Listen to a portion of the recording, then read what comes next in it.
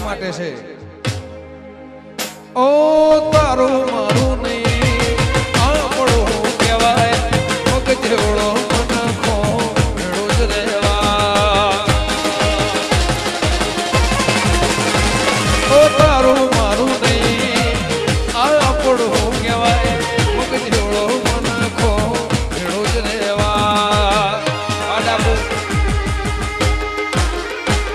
અળકાર મળ્યા આવાના તુઆઈ નથી સમરો મના ચોપડે લખાઈ નથી